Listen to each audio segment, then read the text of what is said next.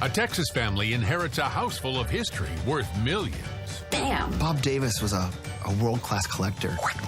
He had a love affair with these items. That's smart. And speaking of love affairs, What's this gun? This is a sawed-off shotgun that was Thought so. carried by the Barrow gang. The Barrows, like Bonnie and Clyde Barrows? Like Bonnie and Clyde. their violent exploits spawn a legend. Those images of these young outlaws shooting up the highways of America somehow touches people. That may yield a fortune. The place is packed. People on the telephones are bidding. There's intense interest in the Bonnie and Clyde story. It was a mind blower to watch.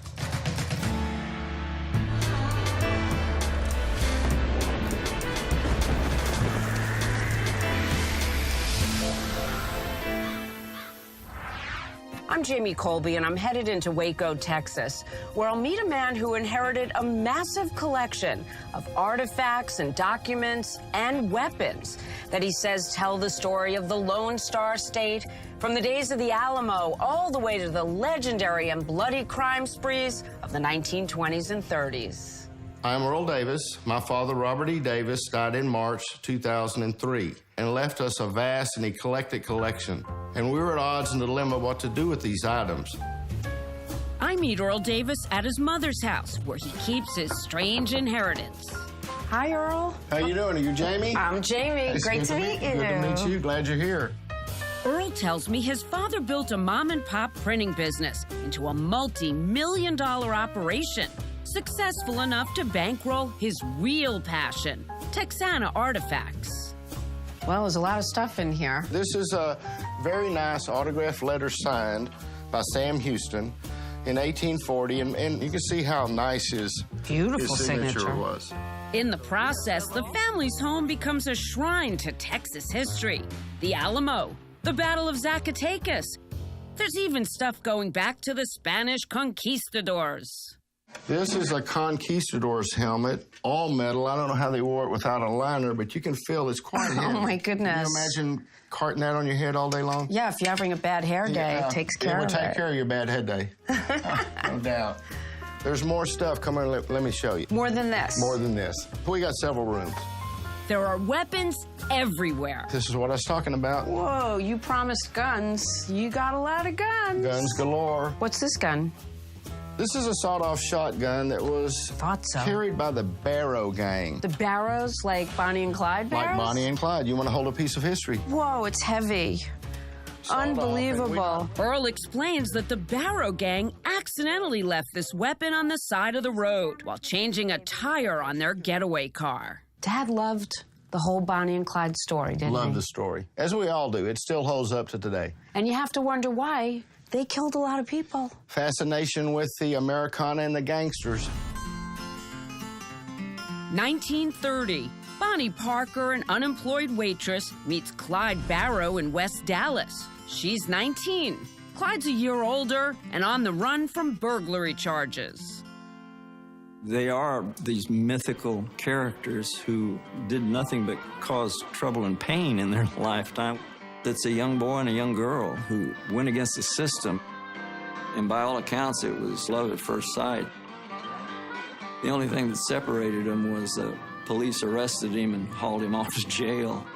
Bonnie sneaks a revolver into the jail and Clyde makes a run for it. He's recaptured, jailed, and beaten by the guards. He's released in 1932, a hardened criminal. He and Bonnie go on a rampage, robbing banks and killing a dozen people. But all along, Clyde is consumed by one idea: revenge against the guards who beat him at Easton Prison. Let's raid this place. Let's turn everybody loose, and I'd like to shoot every damn one of these guards. Clyde leads the raid in January 1934. 5 convicts are released from prison, and 1 prison guard is killed. State Prison Chief Lee Simmons is humiliated. He calls on a retired Texas Ranger named Frank Hamer. He said, I told Frank Hamer, put Clyde and Bonnie on the spot and then shoot everyone in sight. Those are his own words. Hamer develops an informant who reveals the duo's location. The posse sets up an ambush. Clyde appears over a hill, Bonnie at his side. The lawmen open up with a deafening fusillade. Bonnie and Clyde are dead before they can return a single shot. In the death car, posse members uncover an arsenal. The inevitable end. Here is Bonnie Parker and Clyde Barrow, who died as they lived, by the gun. To augment their meager pay, the officers take the weapons and other personal items. Frank Hamer wound up with all of the weaponry that was recovered in that car.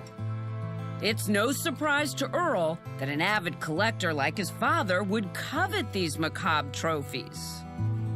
Bonnie and Clyde, you can add it to a 3-year-old kid and they know who Bonnie and Clyde is. Through sales, auctions, and trades, Robert adds that shotgun from the Barrow gang to his house full of Texana artifacts, as well as Clyde's pocket watch and Bonnie's makeup case. But it's not enough. Robert eyes 2 more objects to cap off his gangster collection. A gun, 45, that was in Clyde's waistband. Another thing was a 38 taped to Bonnie's leg. Frank Hamer wrote a note that Bonnie was squatting on this gun.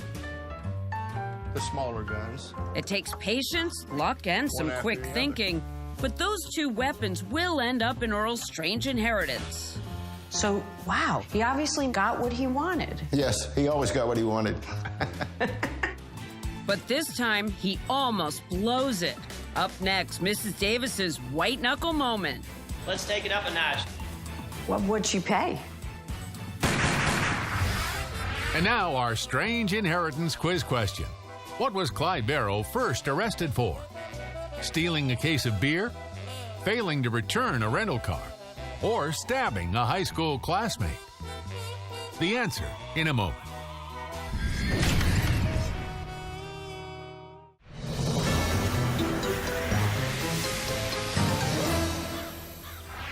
So what was the charge in Clyde Barrow's first arrest?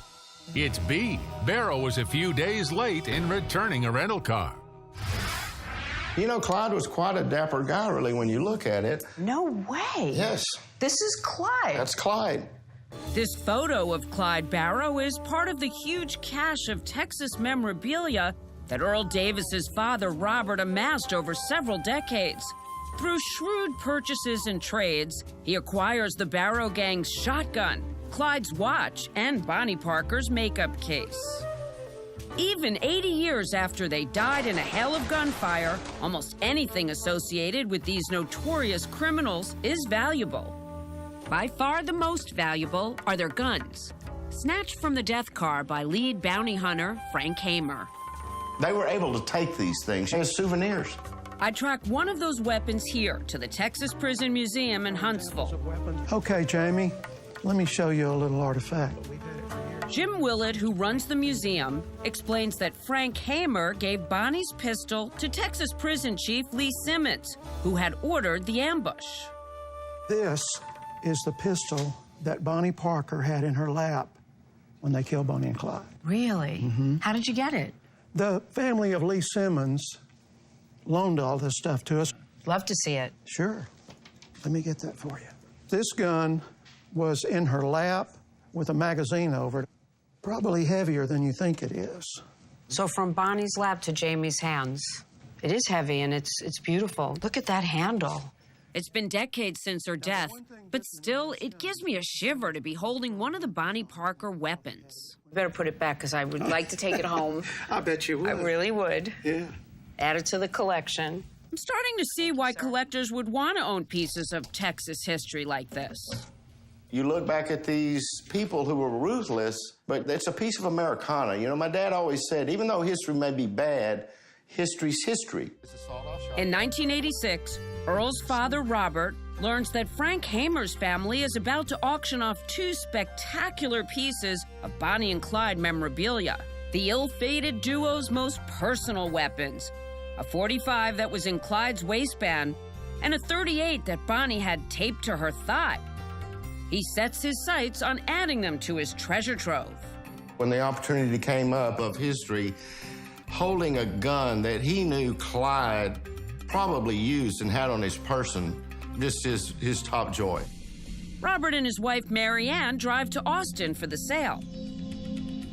Other Texas history buffs, Robert's friends and competitors, fill the hall. It's kind of funny. My dad apparently got up to converse with somebody, go get a drink, and the guns came up for auction. He wasn't in the crowd. Robert's golden opportunity is slipping away. Mary Ann looks around, no sign of her husband. The hammer's about to go down, so she takes matters into her own hands. My mom, knowing my dad wanted them, you know, at whatever price, she was the one that actually purchased the 2 guns. So she did the bidding because he was nowhere to be found? Absolutely, absolutely. And he was very happy that she did that. What'd she pay? It was under $40,000 for the 2 guns. Earl's dad keeps on collecting Texas history, but in 2003, beset by health problems and depression, he takes his own life at the age of 69. He decided that was it, and like most of his control of life, he controlled his death, if you want to look at it that way. But it was a traumatic event for the family. Earl takes over his father's role as head of the family's printing business, and it falls on him to decide what to do with his dad's enormous collection. Turns out to be worth a Texas-sized fortune. One estimate, $4 million. Dad leave a will? He did, and we have a family trust, so everything basically went into a trust. Did he give you any specific instructions on what to do? The instruction was, do not dismantle my collection. My mom didn't have the passion that my dad did. You know, I love it, but didn't have the passion he did. So, Earl decides it's time to sell off at least some of his dad's stuff. He figures he'll start with a few Alamo documents. He begins working with New Hampshire auction company exec Bobby Livingston, who had dealt with Earl's father but had never seen his entire collection. When Livingston comes to Texas and steps into the Davis home for the first time, his jaw drops. I was there to pick up these Alamo documents, and we know how much Bob Davis loved these things. We really didn't understand how much Bob Davis collected. Or the variety of what he collected. I looked, and he goes, well, there's Bonnie Parker's gun. And I'm like, what? And my eyes lit up. That's next on Strange Inheritance. Here's another quiz question for you. Though Clyde Barrow never served in the military, he did tattoo his arm with the insignia of which branch? The Navy, the Army, or the Marines? The answer when we return.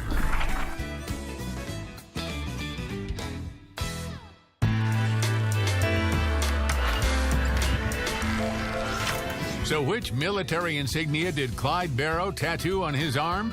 The answer is A, the Navy. He tried to enlist, but the Navy found him medically unfit. Any more guns? You have a lot of drawers. All ammunition? After his father's death in 2003, Earl Davis ponders what to do with his strange inheritance, a stockpile of Texas memorabilia that includes everything from Alamo artifacts to guns owned by Bonnie and Clyde.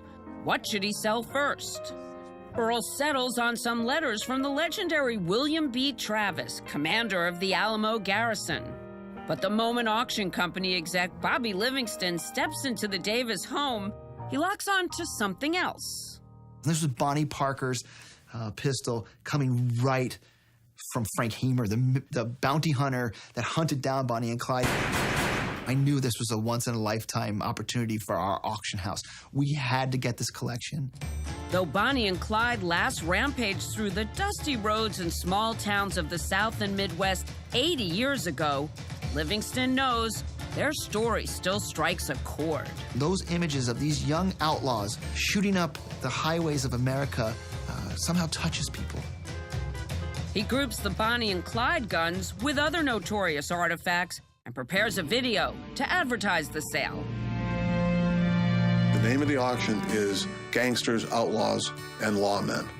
But there's a problem, one that puts Livingston's big event in jeopardy. The very first gun that Earl Davis sends us up is the Bonnie Parker 38 Detective Special, and we go to look for the serial number, and the serial number has been scratched off.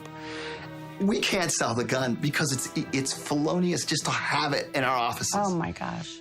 He faces a quandary. Should he call the Federal Bureau of Alcohol, Tobacco, and Firearms, fess up, and hope they'll make an exception? There's a big, big chance if we tell them we have this gun, they could seize it, melt it down, it's gone. There's nothing you can do. One of the biggest challenges we faced to hold this auction was picking up the phone and calling the ATF. Livingston decides to make the call and set up a meeting at their Boston office to present his case.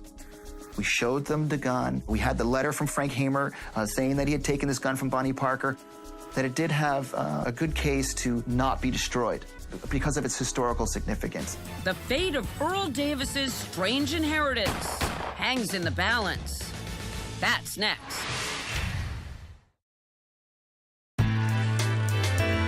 Now back to Strange Inheritance. Guns, guns, guns. May 2013. Texas businessman Earl Davis is working with auction company exec Bobby Livingston to sell off part of his strange inheritance. One of the few that you can directly attribute to Bonnie Parker. 2 guns found on the bodies of Bonnie and Clyde. Almost immediately, the plan hits a snag. We realized that Bonnie's gun, the serial number, had been scratched off. And that being the case, it doesn't hold too well with the ATF. Davis and Livingston anxiously await word from federal authorities. Will they allow the sale to go through or seize the gun? Graciously, they decided that this was a historic artifact that needed to be saved, and they went ahead and reissued a serial number and stamped it on the gun. 5 months later, Earl Davis's Bonnie and Clyde collection, including Bonnie's 38 and Clyde's 45, are the centerpiece of R&R's Gangsters, Outlaws, and Lawmen auction. My wife and I went to New Hampshire for the live auction. We had some anxiety and some anticipation. We had media come in from Russia, from Japan, all over Europe. These 2 young people on the roads of America somehow resonates with the world, and it was incredible. Yeah, I was nervous. What's happening to your heart as you're watching it all unfold, and what was the actual bidding going back and forth? The place is packed. The people on the telephones are bidding, internet bids are coming on, so the bidding's getting up to 60, 70,000, 80,000, 100,000. At 140,000, the bidding seems to stall. Your heart's sinking that the bidding's gonna stop. But all of a sudden, the 2 main bidders, both on the telephone, began to bid again. 150, 200. 2 anonymous phone bidders battle it out. They finally had hammered at $262,000. It was amazing. A record price for a Bonnie and Clyde gun. It was a mind blower to watch what we thought wouldn't go for what it did. There was a lot of cheers, but then we had to sell the next gun. This was Clyde Barrow's 1911 Colt 45. Again, the top bids come over the phone. Got up to 100,000, 150,000, 160,000. Then past 180,000, 200, 220. And a phone bidder hammered it and sold for $240,000. It goes to the same anonymous bidder who bought Bonnie's gun. Back in 1986, Earl Davis's mother had paid less than $40,000 for the guns. Now just 2 of the many items in the Davis family's strange inheritance sell for more than $500,000. To watch these 2 items in a 25-year period increase 1,000%, that was exciting, very exciting. You know who bought the Bonnie and Clyde guns? I really don't. The person was anonymous. I know he's a Texas individual, but I do not know. Bobby Livingston can't reveal the buyer's name, but he does share the surprisingly personal reason the mysterious buyer valued the 2 weapons so highly. Seems that his family had crossed paths with Bonnie's. He told me after Bonnie Parker passed away, my mother took pity on the Parker family and would naturally just bring them food and help them out through this tough time in their lives. I said, well, why'd you buy the Clyde Barrow? And he told me, well, I felt they should stay together. The sale of the Bonnie and Clyde guns suggests to Earl that his father's collection is worth every bit of the $4 million he's been told. He plans to gradually sell off most of it, and so Robert Davis's 50-year love affair with Texas memorabilia certainly has paid off. Still, Earl has his regrets. Even though we may get a good monetary reward for it, it's like a piece of my dad. So, as I see things that aren't there, that were there, hey, maybe a tear comes to my eye. Don't just, good old dad, I wonder what he's thinking. He would have never sold. Earl describes his father, Robert, as especially proud to own the map that Mexican General Santa Anna used in 1835 at the Battle of Zacatecas. But in the 1960s, business was slow, and Robert was forced to sell it. But every time Robert looked at the bare spot on the wall where the map had hung, he wished he had it back. It took him years and quite a few dollars, but Robert Davis restored that map to its place on his wall. I'm Jamie Colby for Strange Inheritance. Thank you so much for watching, and remember, you can't take it with you. Do you have a strange inheritance story you'd like to share with us? We'd love to hear it. Send me an email or go to our website, strangeinheritance.com.